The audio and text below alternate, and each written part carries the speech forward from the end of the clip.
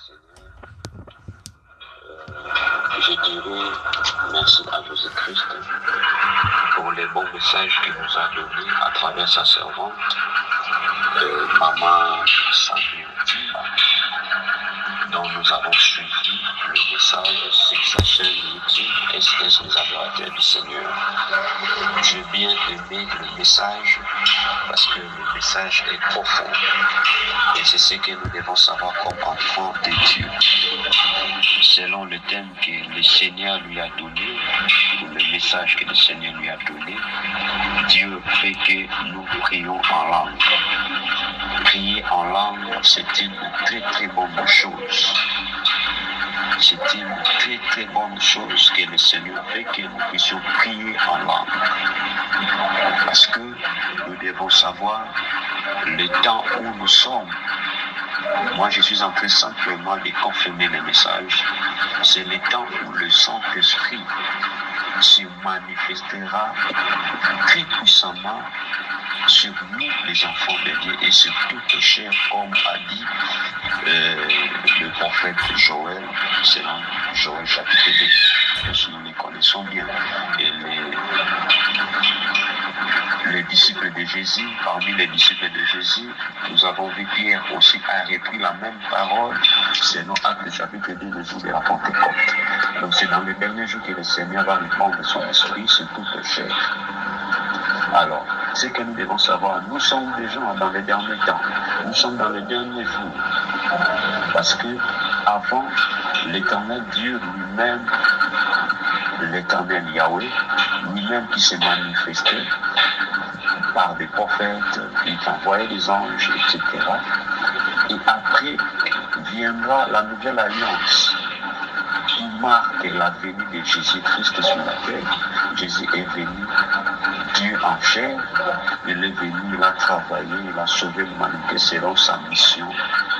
Et lorsque Jésus-Christ est retourné à la droite du Père, il avait laissé la promesse, disant qu'il ne nous laissera pas enfermer, il nous enverra son Esprit Saint. Et c'est le Saint-Esprit qui conduira l'Église dans la vérité. Et aujourd'hui, le Saint-Esprit a été déjà venu depuis le jour de la Pentecôte, selon Actes chapitre 2. Là, nous allons lire et nous allons voir le jour de la Pentecôte avec les 120 personnes qui étaient dans la chambre haute, tous ils priaient. Et le Saint-Esprit a été survenu sur eux.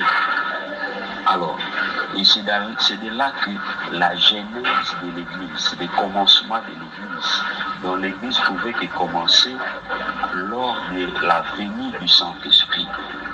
Alors, lorsque le Saint-Esprit est descendu pour habiter sur la chair ou dans les hommes, alors voilà ce qui était passé.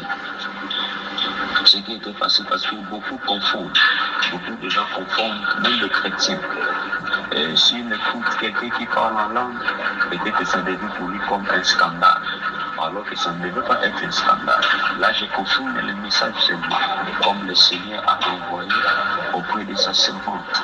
Et c'est vraiment très important et capital pour nous, enfants de Dieu, de prier en langue, de parler en langue, c'est une bonne chose. Alors, ne confondons pas, parce que la Bible nous dit ceci, au jour de la Pentecôte, selon Actes chapitre 2, voilà ce que dit la Bible, le verset 4, je lirai. Et qu'ils furent tous remplis du Saint-Esprit, et se mirent à parler en d'autres langues, selon que l'Esprit leur donnait de s'exprimer. Voilà déjà que le Saint-Esprit, lorsqu'il vient habiter en nous, il nous donnera une expression venant de lui-même. Une expression venant de lui-même. Alors, plusieurs diront que, mais comment le jour de la Pentecôte, ceux-là qui étaient là, ils étaient tous remplis du Saint-Esprit, ils parlaient en langue. Mais la langue qu'ils parlaient, c'était la langue d'homme. C'est-à-dire c'était les langues que les hommes connaissaient déjà, c'était les langues des hommes. Voilà, c'était les langues des hommes. C'est-à-dire, je suis français, je parle, par exemple, le lingala que les Congolais parlent. Je suis congolais, je parle par exemple l'anglais, etc. Alors, il parlait une langue des hommes. Oui, là c'était l'expression que le Saint-Esprit leur avait donnée. Mais le parler en langue ne se limite pas seulement dans les langues des hommes. Le parler en langue va plus loin parce que si nous lisons d'abord, selon les passages que le Seigneur a donnés à sa servante, selon Actes, plutôt selon 1 Corinthiens 14, versets 14 à 15. La Bible dit, car si je prie en langue, mon esprit est en prière. C'est que nous devons savoir, lorsque déjà nous prions en langue, ce n'est pas l'intelligence, mais c'est l'esprit de l'homme qui est en contact avec l'esprit de Dieu. Donc l'esprit de l'homme est en prière. Il s'exprime, il parle avec le Saint-Esprit, il communique avec le Saint-Esprit, mais mon intelligence demeure stérile. Là maintenant, l'intelligence de l'homme demeure stérile. Que faire donc? Je prierai par l'esprit, mais je prierai aussi avec l'intelligence. Je chanterai par l'esprit, mais je chanterai aussi avec l'intelligence. Voilà ce que Paul est en train de dire. Donc quelqu'un qui est en train de prier en langue, c'est-à-dire qu'il est en contact direct avec l'esprit de Dieu. Et lorsque quelqu'un est en contact avec l'esprit de Dieu, il parle des choses, des mystères de Dieu. Quelqu'un qui prie en langue, qui parle en langue, peut contenir tout un livre. Parce que c'est le Seigneur qui comprend la langue que l'homme est en train de parler en esprit. Donc, de parler en langue,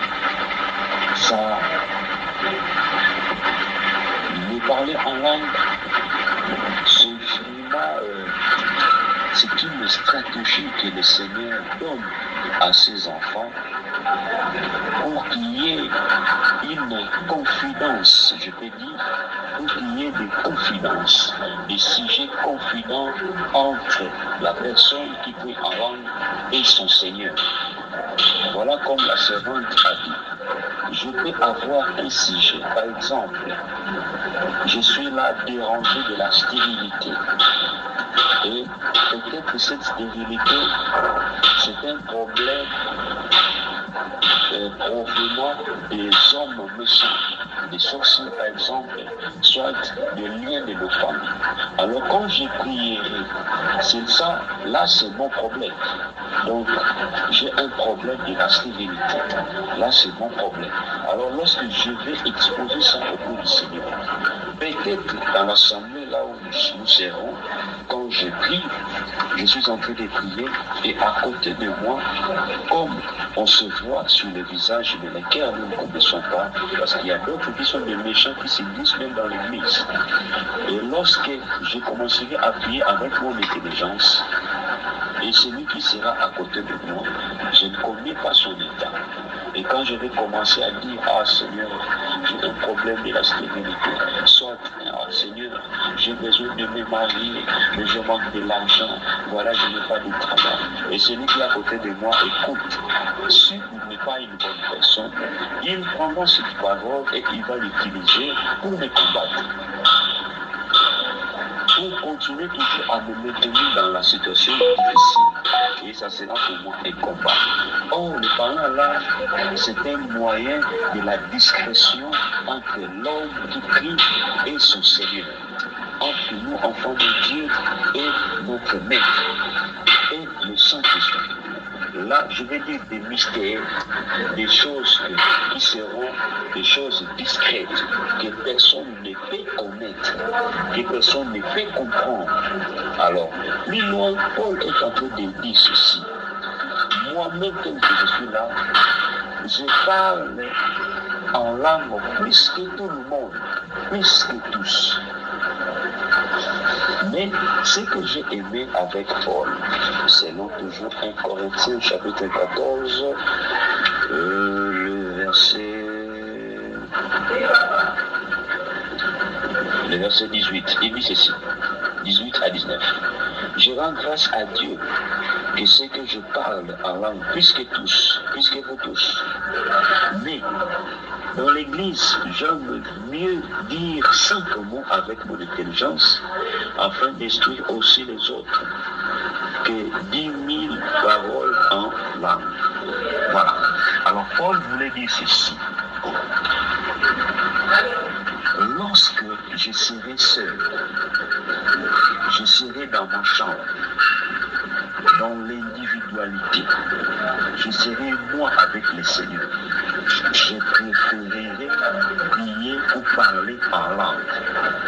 C'est-à-dire, peuple de Dieu, le Seigneur veut nous pousser, que nous puissions parler en langue lorsque nous sommes seuls. Pourquoi? Parce que quand nous sommes dans l'assemblée, nous serons nombreux. Et dans l'assemblée, il y a plusieurs catégories. Nous aurons dans l'assemblée de bébés spirituels, de gens qui ont reçu Christ, mais qui n'ont pas encore, il n'y a pas encore la croissance en eux. Et il y aura dans l'église des incrédules aussi, et il y aura de ceux-là des philosophes dans l'église. Et lorsque je vais commencer à prier en langue du début jusqu'à la fin, peut-être il y aura beaucoup qui ne vont pas comprendre. Or, lorsque nous sommes dans l'assemblée, il faut aussi, parfois, nous puissions devenir des sources d'inspiration pour les autres. C'est pour cela que Paul est en train de dire ceci. Moi, je parle en langue plus que tous. C'est-à-dire, lorsque je suis seul, dans ma chambre, dans mon individualité avec le Seigneur, je préfère prier en langue. Parce que la langue, ça nous fait épanouir en esprit. Là, je suis en contact direct avec le Saint-Esprit et je parle avec l'Esprit de Dieu. Et il y aura des mystères. Mais Paul dit ceci. Mais lorsque je viendrai maintenant à l'église, dans l'assemblée où nous serons beaucoup, comme je sais qu'il y a plusieurs catégories dans l'assemblée, alors je ne vais pas préférer de parler en langue du début à la fin, pour que je ne sois pas un scandale pour les autres. Parce que les autres verront que non, je suis un barbare. Comment je suis en train de parler de choses que personne ne comprend. Or, il faut que celui qui est à côté de toi comprenne aussi ce que Dieu est en train de dire. Par exemple, lorsque je suis en train d'exalter mon Dieu, oh Seigneur, je te bénis, parce que c'est toi le Créateur. Tu m'as donné le souffle de vie. Il y a d'autres qui ne savent même pas prier. Comment exalter le Seigneur? Et lorsqu'ils vont écouter comment Dieu est en train d'adorer le Seigneur, comment Dieu est en train de l'exalter, là maintenant, tu vas lui donner la force, tu vas le pousser, tu vas l'exciter, voilà, tu vas l'exciter et tu deviendras maintenant une source d'inspiration pour lui lorsqu'il t'écoutera avec la parole intelligente, comme tu es en train de dire, Seigneur, je te bénis parce que tu es le Créateur, c'est toi qui m'as donné des souffles de vie, et tu vas exciter l'autre, il va aussi commencer à exalter le Seigneur par rapport à tes paroles, par rapport à la connaissance que tu es en train de donner dans la prière. Et il y aura ceux-là qui diront Amen. Seigneur, tu fais, c'est toi qui donnes, c'est toi qui bénis, c'est toi qui es le Créateur. Pourquoi? Parce que tu es en train de parler aussi en intelligence. Mais Paul dit, j'aime dans l'assemblée parler 5 mots aussi en intelligence que 1000 paroles en langue. C'est-à-dire, Paul a voulu faire simplement l'équilibre dans l'assemblée lorsqu'il sera avec beaucoup de gens. C'est-à-dire, je vais équilibrer, je dois aussi au moment parler en langue et je dois aussi au moment prier en intelligence. Je dois prier en langue, je dois aussi prier en intelligence. Mais bienvenue dans le Seigneur, nous sommes enfants de Dieu. Lorsque tu seras seul, moi je pense que si le Saint-Esprit réellement est en toi, bien-aimé, prions, cherchons à prier en langue, parce que ça sera vraiment du mystère. Et d'ailleurs, c'est le miracle que Jésus-Christ a donné à tout le monde qui va croire en lui. Lorsque vous lisez le livre de Marc, chapitre 16, j'aime bien ces versets parce que c'est un verset que j'expérimente beaucoup dans mon ministère, dans ma vie chrétienne. Alors Marc chapitre 16 verset 17, la Bible dit ceci: voici les miracles qui accompagneront ceux qui auront cru à mon nom, ils chasseront les démons. D'abord, un enfant de Dieu doit être capable de chasser les démons, parce que c'est les miracles qui accompagneront tout celui qui croira en Jésus. Deuxièmement, ils parleront des nouvelles langues. Voilà. Des nouvelles langues, c'est quoi en fait? Des nouvelles langues peut être une langue qui n'a été jamais connue. Parce que c'est ça, quelque chose de nouveau, c'est-à-dire, ça n'a été jamais connu. Ça peut être des langues des anges, ça peut être des langues des anges, tout comme ça peut être des langues étrangères, comme ce qui était passé dans le jour de la Pentecôte. Mais il y a aussi des langues des anges. Alors, plusieurs verront que dans nos églises, beaucoup vont prier en langue. Lorsqu'ils prient en langue, et ils prient à ça, ce sont des langues des anges. Et ce sont des mystères qui est en train de parler, qu'il est en train de dire. Parce que c'est son intelligence qui est stérile, mais son esprit est en contact avec le Saint-Esprit. Il est en contact avec le Saint-Esprit et il dit des choses de mystère. Et le parler en langue ouvre beaucoup de grâce. Le parler en langue ouvre beaucoup de dons. Le parler en langue fait épanouir la vie spirituelle, ça fait épanouir la vie de prière de quelqu'un. Voilà. Mais Paul dit ceci aussi. Quand quelqu'un parle en langue, il prie aussi afin qu'il ait pour lui un don de l'interprétation.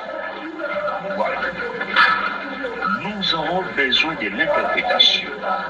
C'est vrai ce que Paul a dit et c'est la parole de Dieu. Nous aurons besoin de l'interprétation. Lorsque le parler en langue, ce que je suis en train de parler en langue, si cela est un message, parce que là maintenant il faut faire une différence. Il y a parler en langue ou prier en langue comme message, et il y a parler en langue, prier en langue comme requête pour la personne qui est en train de parler. Maintenant, c'est un message, le Seigneur nous dit ceci, que nous puissions se prier pour qu'il y ait en nous encore le don de l'interprétation. Alors, parfois dans nos églises plusieurs, nous prions en langue comme des requêtes, des prières. Là, ça ne demande pas l'interprétation parce que c'est ma requête, c'est plutôt c'est ma requête en moi. Là, ça ne demande pas l'interprétation. Et ça me demandera l'interprétation lorsque ça va devenir un message. Alors, parfois, nous ne prêtons pas attention dans nos églises. Parfois, vous verrez que quelqu'un parle en langue et à un moment, quelqu'un qui est en train de prophétiser. Or, le Seigneur est en train d'interpréter ce qui était déjà dit. Mais parfois, dans nos églises, nous ne les comprenons pas.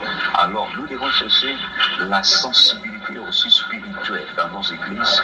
Nous devons chercher la sensibilité spirituelle en tant qu'enfant de Dieu.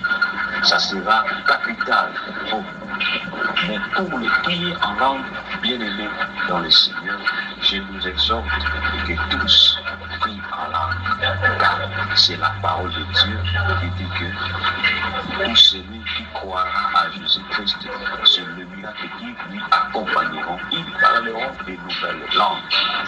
Il ne peut te donner parfois pas de parler la langue humaine, mais parfois il t'a été donné de parler des langues des anges. Les langues des anges. Et à d'autres, ça peut lui être donné qu'il parle, son parler en langue vient avec la langue des hommes. Avec les langues des hommes. Ça peut être comme ça. C'est un don de Dieu. C'est un don de Dieu. Donc, voilà le peuple de Dieu. Ce que j'avais quand même à dire, c'est un peu ça. Que le Seigneur nous bénisse.